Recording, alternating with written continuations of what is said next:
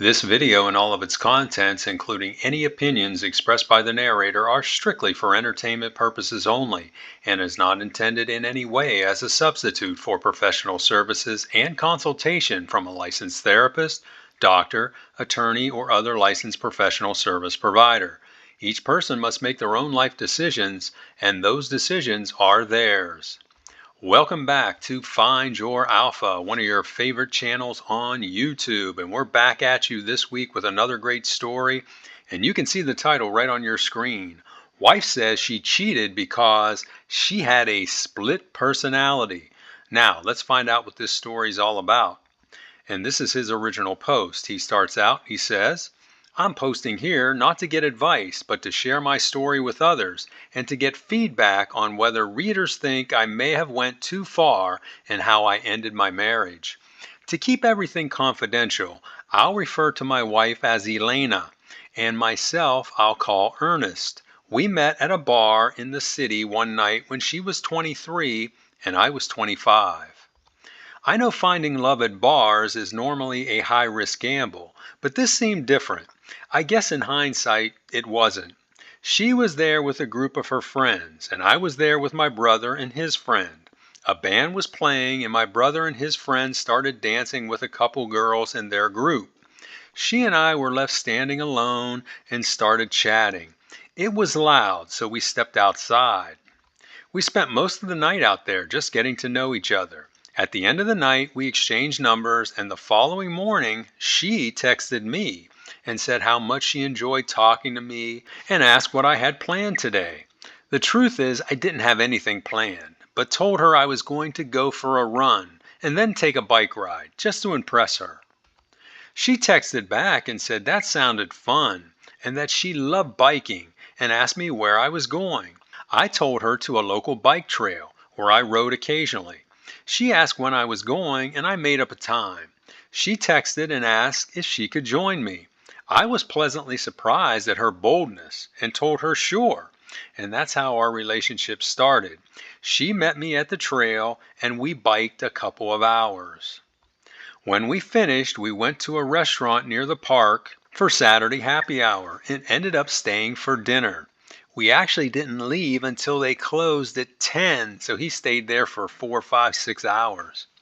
We both knew this was a case of love, or at least lust at first sight. Yeah, I think it was lust at first sight.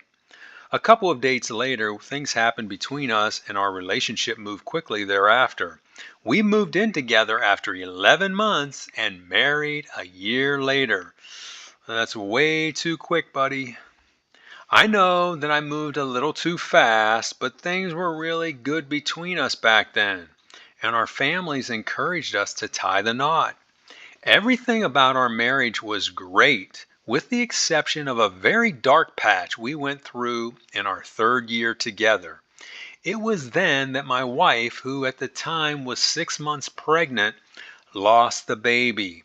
We were both devastated by the loss. For the first few weeks after, we supported each other, and the loss actually brought us even closer together. Then there was a point where she suddenly became distant and downright hostile to me. Now, that's the first red flag. This all started after she went back to work and lasted over 3 months. I chalked it up to depression and asked her multiple times to see a counselor or talk to her doctor, but she refused. Throughout this time, I was very patient and supportive of her, but it was very difficult. She constantly criticized me and got emotional over the littlest thing, and several times up and left the house for hours out of frustration. Red flag number 2. She shouldn't be acting like that regardless of the situation, and you need to confront her on that. She refused all intimacy and was withdrawn, spending most of her time texting back and forth with friends and her mother, or so I thought. She's withholding intimacy. Women don't withhold intimacy, at least for long. So that means if you're not giving it to her, she's probably doing something with someone else, and we're going to find out later she was. Both our families noticed it too and asked her to seek help, but she refused and told them to mind their business. Another red flag, she's treating her family like crap. Things got so bad that I reached a breaking point. I had a heart to heart discussion with her and told her if she didn't change, I was leaving. Good for you, OP, but you should have done that as soon as she exhibited these behaviors. You shouldn't have waited that long. She apologized and asked me to stay, swearing she would try harder, and equated everything to losing the baby. During the weeks that followed, she was better. The arguing stopped, but she was still distant, and we had limited intimate encounters, telling me it just didn't feel right or was too soon. Again, she's withholding intimacy. You really have to question that, guys. Then, out of nowhere, I get home one night and she had a dinner waiting for me, complete with flowers and wine. She met me at the door and told me how sorry she was for how she'd been acting. She told me that earlier that day while she was working, everything hit her like a ton of bricks. She said at that moment she realized how terrible she had been to me and became so upset she took the afternoon off to prepare dinner for us.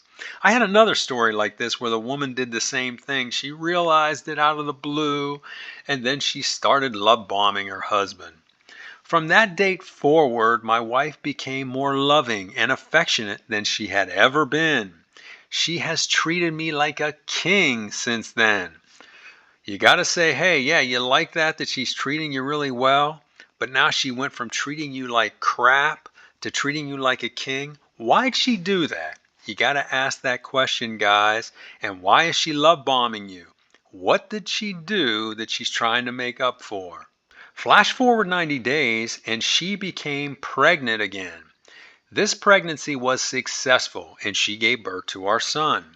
I now had what I thought was the ideal marriage: a loving wife, a beautiful child, great families, great friends, great jobs, and a nice home. Life was indeed good.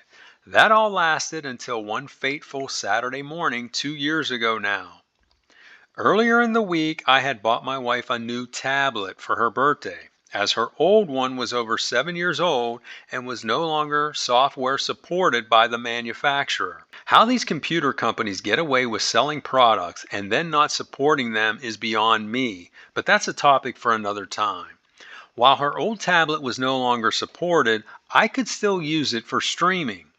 I thought I would put it in the garage on my work credenza and use it to listen to podcasts and satellite radio while I'm working out there. I looked around for her tablet and finally found it at the bottom of her underwear drawer. Strange place to put it, but I didn't realize why at the time. I took it out to the garage and powered it up, and when I did, a messenger application came up. You know that's going to be bad news because I've had multiple stories now where guys go into their girlfriend or their wife's tablet or their computer or their cell phone, and all of a sudden here's this strange messenger app that comes up. She was still signed in, and I could tell from the message dates she hadn't used the app for nearly 3 years. I was about to minimize the application, but then decided to snoop a little and open one of the messages. I couldn't believe my eyes. It was a message between her and her then boss. In the message, she was explaining to him why they could no longer be together. He says with 3 question marks. She said what she had done was wrong, and she suddenly realized it that day. I then went back and found hundreds of messages between the two of them. The messages spanned a 3 month period that coincided with the time she was treating me so poorly. It all made sense now. She was having an affair with her boss that entire time.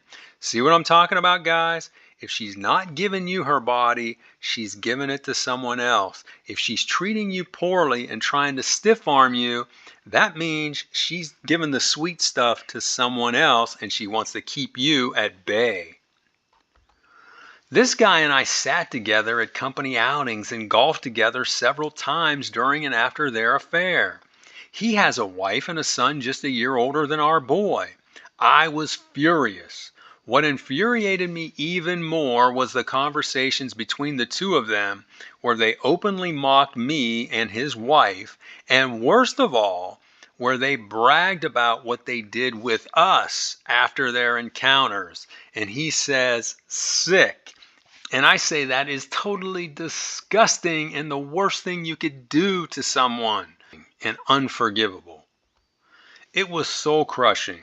I was devastated at first, but then just got angry. I thank God she wasn't home right then, as I don't know what I would have done had she been. I read each message in detail until she called me on her way home. Before she got there, I took the tablet out to my car to hide it from her and to make sure I still had access to the Messenger app for evidence. When she got back, I helped her put away the groceries and then told her I needed to go into the office for a couple of hours as I had forgot something. At the office, I synced up the tablet to a personal printer I have there and printed off their conversations, all 972 of them. While printing them out, I grew progressively angrier and contemplated my next move. When I left the office, I was full of rage and headed over to her boss's house. My plan was to go there and deck him. When I got on his street, I came to my senses and decided that was not a smart thing to do. Instead, I headed home to confront my wife. I was even more full of rage, but again, sanity kicked in and I decided against it. Instead, I went to the park near our house and walked for over an hour and devised a plan. Amazing how fresh air clears the mind. The one thing I knew, I would be divorcing her. Good for you, OP, because that's what you should do. Nothing she could say could ever justify what she had done. I wanted to ambush her and humiliate her with the divorce, to make her feel as bad or worse than I felt when I found out about her affair. I also wanted her to suffer. I thought, until I serve her with divorce papers, I'm going to treat her the same way she treated me when she was having the affair, and that's exactly what I did starting that Monday evening. During the day, I met with two different attorneys and picked one with a reputation of being ruthless to handle my divorce. I presented the attorney with all the messages and the tablet computer. According to her, this was more than enough to justify an at-fault ruling, as the messages included many graphic pics of the two of them, including several they took together. Why they took and sent those pics, who knows? But I'm glad they did, as my attorney said without them, the infidelity would be more difficult to prove. The toughest part was waiting. My attorney said she would need a full 3 weeks to draw up the papers due to a backlog she had. I then contemplated how I would handle things with my wife. I couldn't stand the sight of her, but knew I had to play it cool until the papers were ready. Also, I had my 2-year-old son to think about.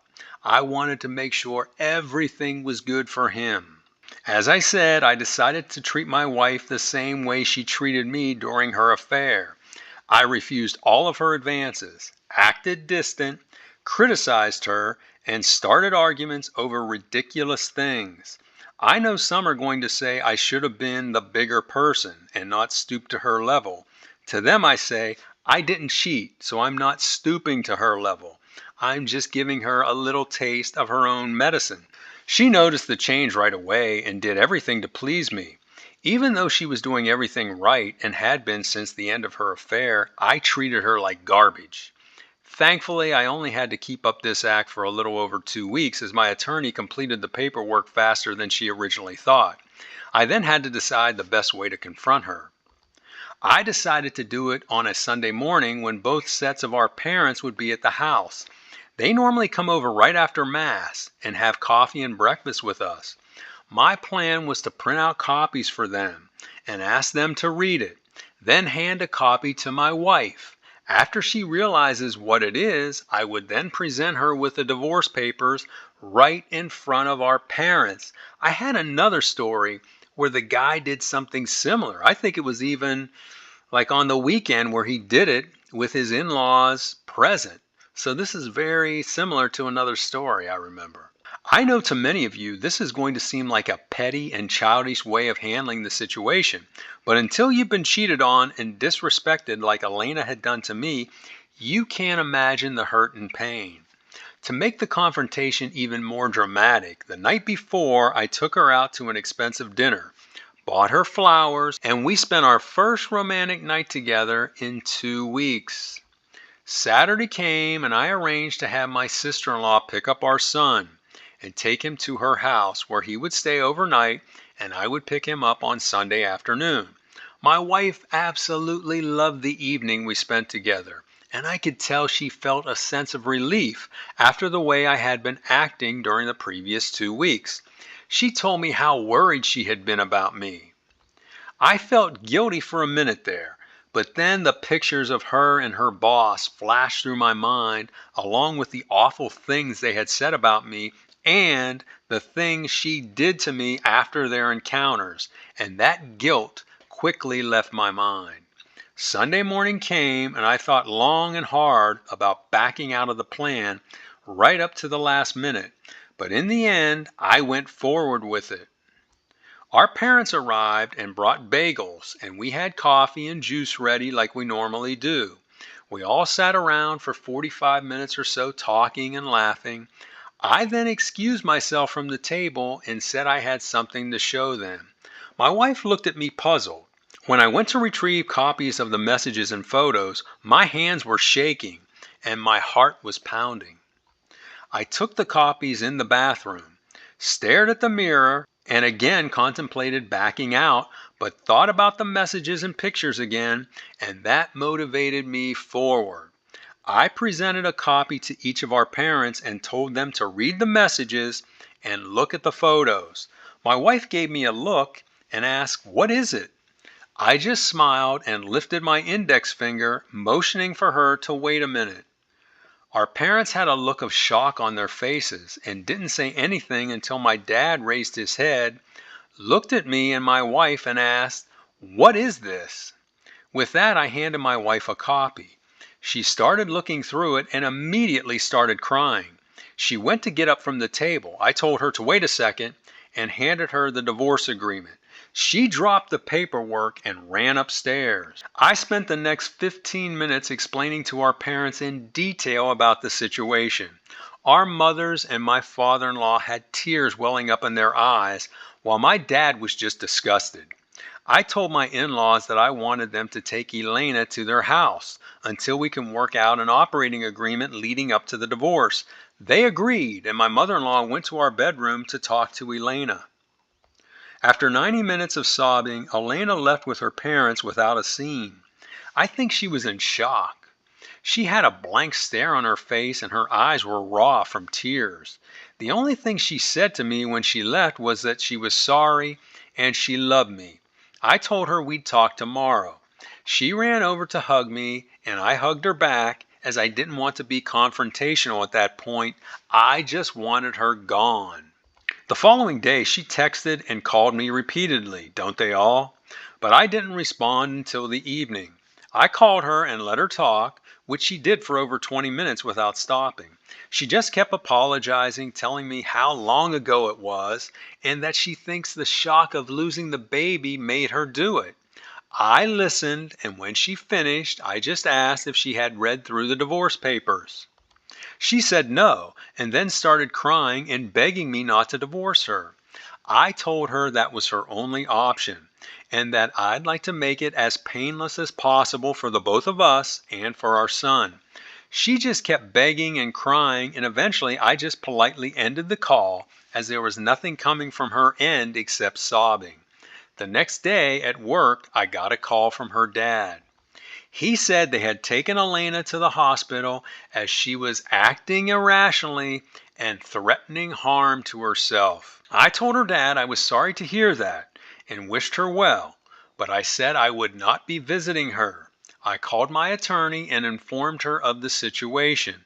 She became angry as she warned me about handling the confrontation as I did. She said now things are likely to get complicated. Well, that it surely did.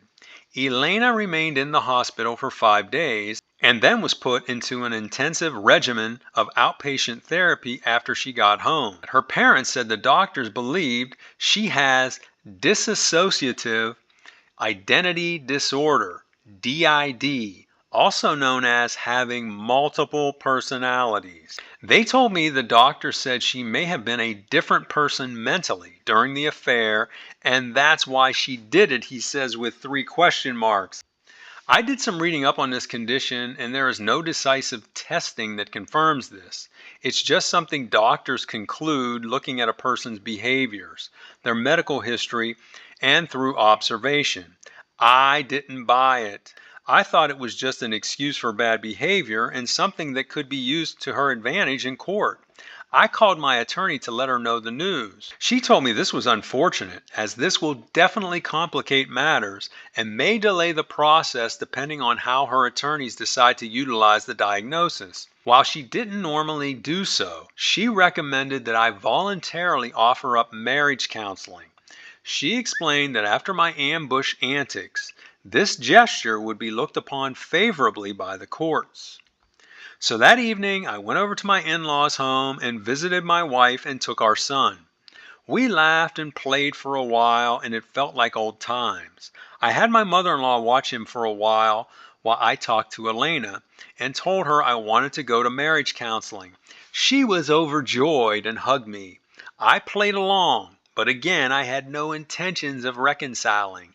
I was only following the recommendation of my attorney. We went to 6 sessions. The counselor was a nice woman, but I could tell her only goal was to keep us together no matter what. My wife took all the blame and offered me anything I wanted to stay. The counselor explained that my wife experienced PTSD from the lost pregnancy, which caused the DID. So she's saying, hey, she had this traumatic event and that caused this other personality in her to come out. She tried to convince me that this was an anomaly and that my wife was a completely different person now. Even though I was still boiling with anger inside, I held it together and just told them I can't do it. I said I would never get the pictures of my wife and her boss out of my head, and I will never forgive her for what she did to me and our family.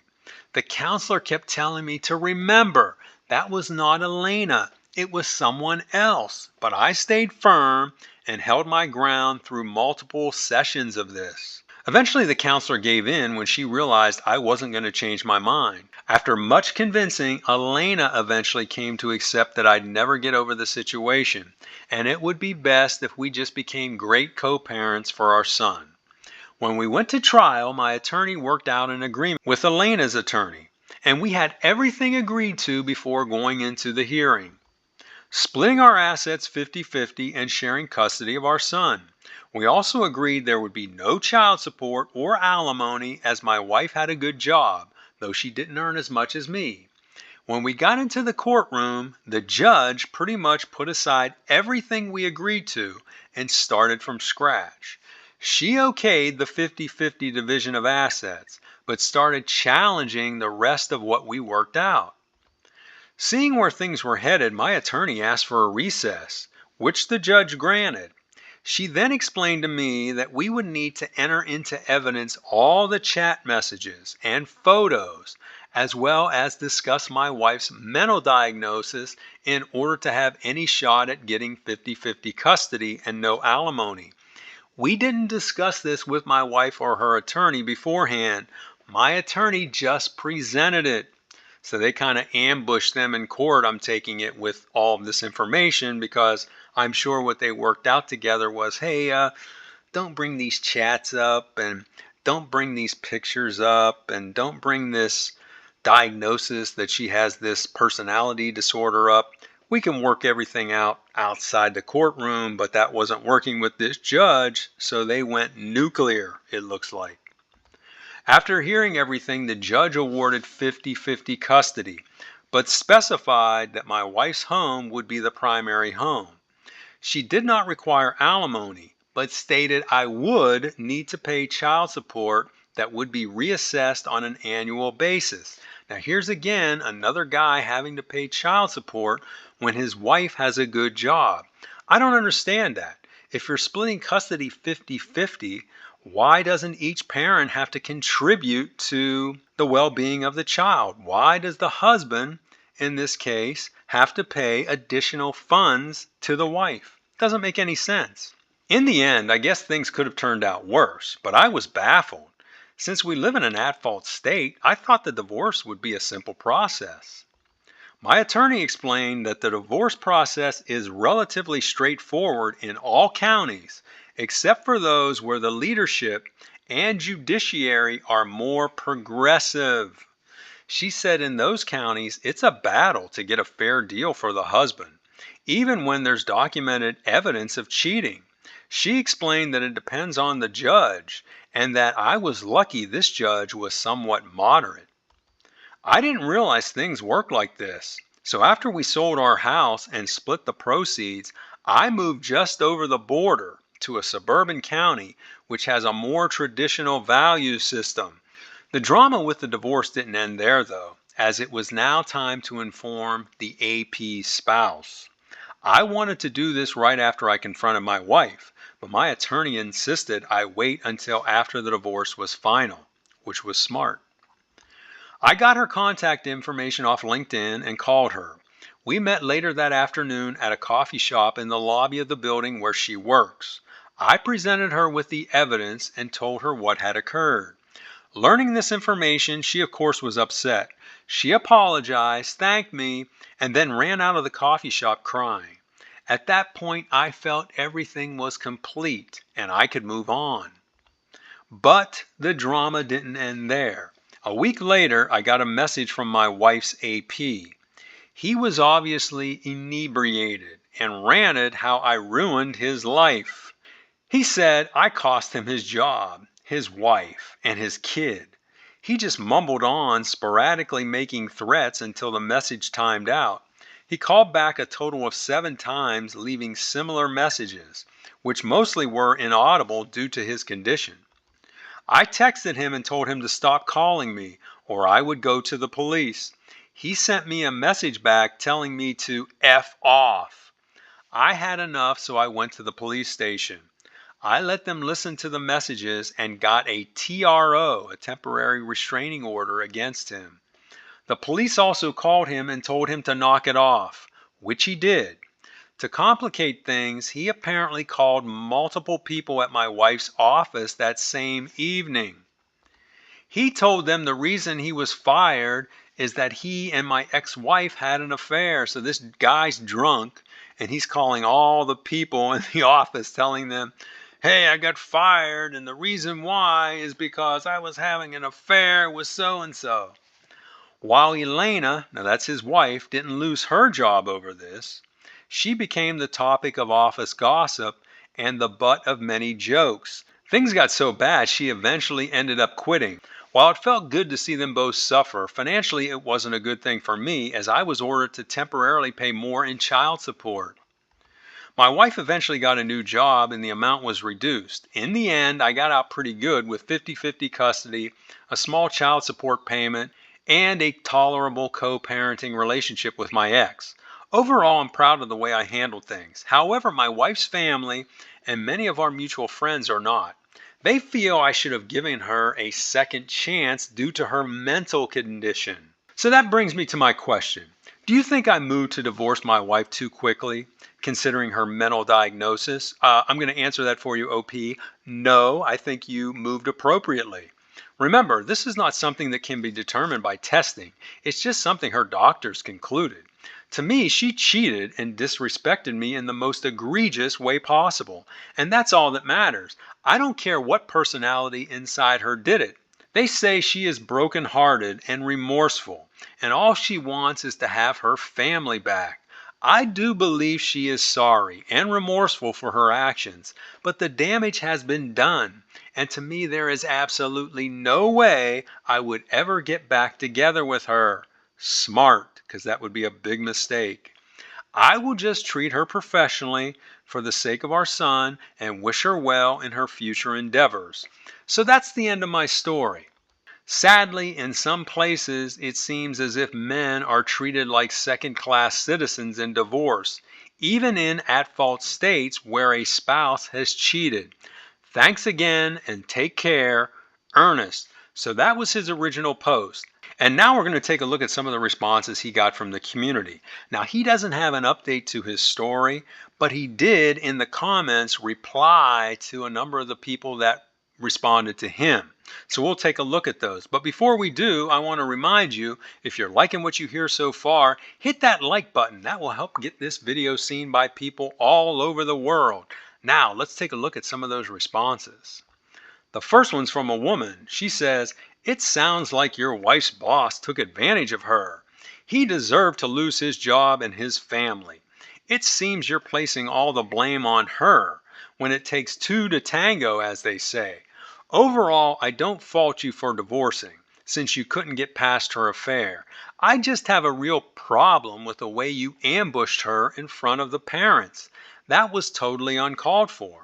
Well, let me just say, I'm going to respond to this woman and say, I don't think it was uncalled for, because when you do that, you definitely want to have witnesses, and who better than your parents? And also, so that she can't spin a story. They're hearing it from the horse's mouth, and she's not able to make up something about you to them. I think it was brilliant. Now, he actually responds to her. Ernest says, "I do place 100% of the blame with my wife, as she's the one I was married to.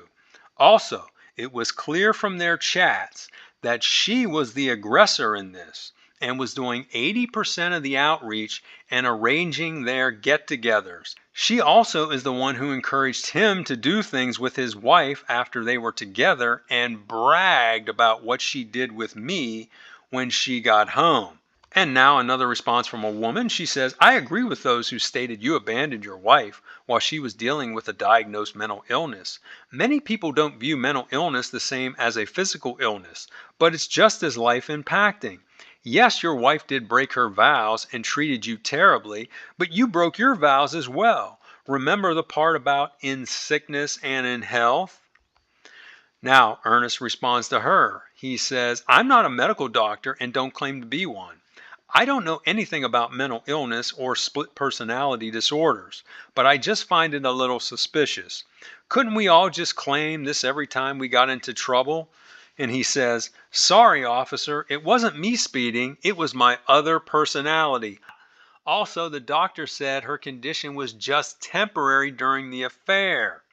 So what he's saying is, hey, the doctor said that she just had a temporary condition during the time she was having the affair. She no longer had that condition when I divorced her.